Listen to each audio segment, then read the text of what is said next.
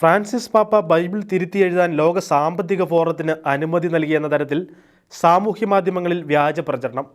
നിലവിൽ പ്രചരിക്കുന്ന പോസ്റ്റർ വ്യാജമാണെന്ന് പ്രമുഖ വാർത്താ ഏജൻസിയായ റോയിറ്റേഴ്സ് റിപ്പോർട്ട് ചെയ്തു.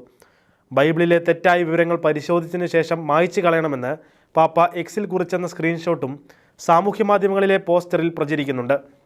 ദി പീപ്പിൾസ് വോയിസ് എന്ന വെബ്സൈറ്റിൽ ഡിസംബറിൽ പ്രസിദ്ധീകരിച്ച ഒരു ലേഖനവും പോസ്റ്ററിനൊപ്പം പങ്കുവയ്ക്കുന്നുണ്ട്. അതിലെ തലക്കെട്ടും ചിത്രവുമാണ് പോസ്റ്ററിലുള്ളത്. ലോക സാമ്പത്തിക ഫോറത്തിൻ്റെ ഉള്ളിലെ വിവരങ്ങൾ അറിയാവുന്ന ഒരാളാണ് ഇത് സംബന്ധിച്ച വിവരങ്ങൾ വെളിപ്പെടുത്തിയതെന്ന് വെബ്സൈറ്റിൽ ആരോപിച്ചിരുന്നു. രാഷ്ട്രീയത്തിന് കൂടുതൽ പ്രാധാന്യം നൽകുന്ന, ദൈവത്തിനുള്ള സ്ഥാനം കുറച്ച് പ്രകൃതിക്ക് കേന്ദ്രസ്ഥാനം നൽകുന്നതായിരിക്കണം പുതിയ ബൈബിളെന്ന് ഫ്രാൻസിസ് പാപ്പ നിർദ്ദേശം നൽകിയെന്ന് ഈ വ്യക്തി വെളിപ്പെടുത്തിയതായി വെബ്സൈറ്റ് അവകാശപ്പെടുന്നു.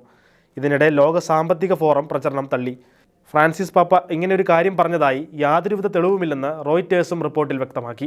ലോക സാമ്പത്തിക ഫോറം നടത്തുന്ന ജോലിയുടെ വിലയില്ലാതാക്കുന്ന ശ്രമത്തിൻ്റെ ഭാഗമാണ് വ്യാജ പ്രചരണമെന്ന് ലോക സാമ്പത്തിക ഫോറത്തിൻ്റെ ഒരു വക്താവ് വെളിപ്പെടുത്തി. ഫ്രാൻസിസ് പാപ്പ എക്സിൽ കുറിച്ചുവെന്ന തരത്തിലുള്ള സ്ക്രീൻഷോട്ടിലെ വാചകങ്ങൾ പാപ്പായുടെ ഔദ്യോഗിക ട്വിറ്റർ പേജിൽ നിന്ന് പോസ്റ്റ് ചെയ്യപ്പെട്ടിട്ടില്ല എന്നും ഇതിനോടകം കണ്ടെത്തി.